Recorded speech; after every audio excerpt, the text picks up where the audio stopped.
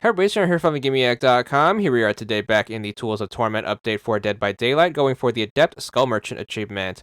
This one's going to be done from the killer side. It is to get a Merciless Killer rating as the Skull Merchant, only using her 3 unique perks. Obviously, you're going to need to do this with the Skull Merchant, so make sure you grab her from the DLC pack or from the in-game store. You're also going to need to get her to a minimum of level 10 to open up 3 free perk slots. These are going to be the perks you want to run and only run. You want to do Thwack. Then for your second one, you're going to do leverage, and the third and final one that you want to do is going to be game afoot. Leave the fourth slot empty if you have that available to you, and make sure you do whatever you want for add-ons or offerings. Get into the game, and then your goal is to get a Merciless Killer rating. Now, picking up from where we left off last time, they have since changed the requirements to getting a Merciless Killer rating in the game. You are going to need to now get 4 sacrifices or kills to get a Merciless Killer rating.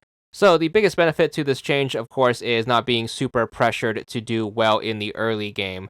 So with that out of the way, we're going to get on with the game. We're going to start out with our usual generator patrols. During this, you definitely want to take advantage of the Skull Merchant's special ability in the form of the drones. You're going to be given 4 at a time, and you're going to want to deploy them using left trigger. The drone is going to set up a little zone, and if a survivor is going to step into the zone, you should be able to track them using your radar.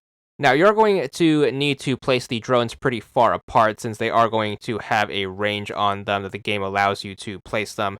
Try to spread them around areas with a bunch of generators, and then try to also put them in areas where the survivors are going to be most likely to pass through.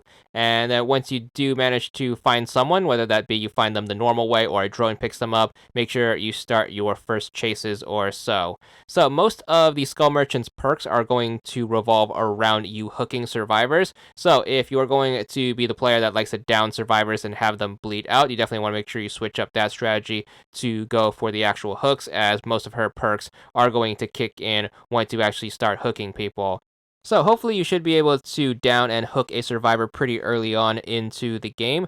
The first of her 2 hook-related perks is going to work like this. Every time you hook a survivor, the rest of the survivors are going to heal slower, and this is going to stack up to 10 hooks. So you definitely want to make sure you keep up on your hook game, and that way the later on into the game you go, the slower the survivors are going to be at healing one another, which is going to be super useful and is going to buy you a lot of extra time.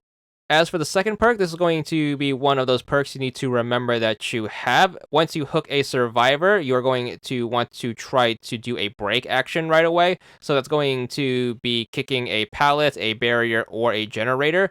Doing one of those break actions immediately after hooking someone is basically going to cause every single one of the other survivors to scream, and it should also reveal their location, which is going to give you a big leg up so you can pick up the next chase.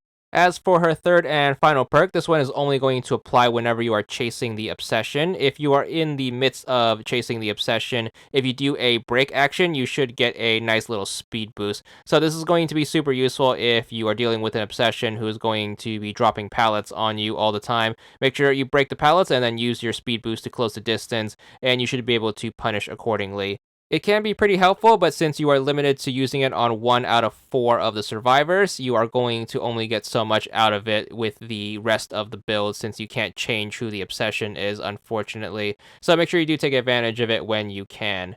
Other than that, you definitely want to make sure you rely on the Skull Merchant's special ability, which is going to be the drones again. So in addition to helping you track the survivors, the drones are going to put up these zones. How these work is if a survivor is going to be within these zones, they're going to get the locked on status. This is going to be indicated by the little timer on their character portrait in the HUD. Once a survivor has their locked on filled up all the way, what's going to happen is they're going to get the killer instinct effect applied onto them. So you should be able to get a read on their location with the heartbeat. And what's also going to happen for a little while is they're going to get the exposed status put on them, which is going to mean you should be able to one-shot them regardless of their health condition. So you should be able to put them down even if they are at full health.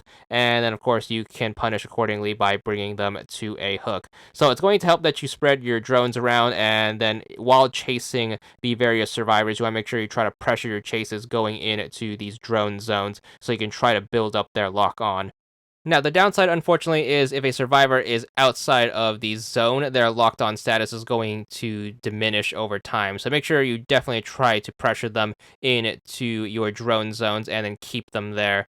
So if you don't want to use your drones in a set it and forget it kind of way, you can also use them in the midst of chases. Thankfully, the Skull Merchant puts up her drones pretty quickly, so make sure you try to bait the survivors in to spots where they're going to be more likely than not going to stay still. And then what you want to do is want to make sure you pop up a drone, and then just make sure you take advantage of their stubbornness to move, especially in looping situations or spots where they are likely to camp a pallet or a vaulting spot.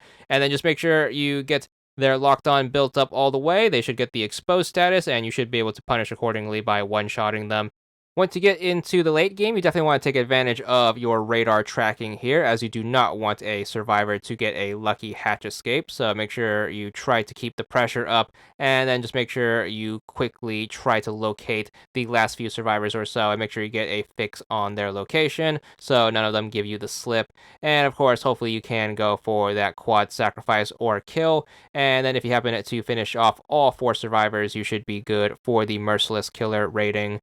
So hopefully you manage to get a game where you can get the quad sacrifice or kill, and then if you happen to do so, once you hit the results screen, you should get your Merciless Killer result and rating, and then you should also be good for the achievement that goes along with it.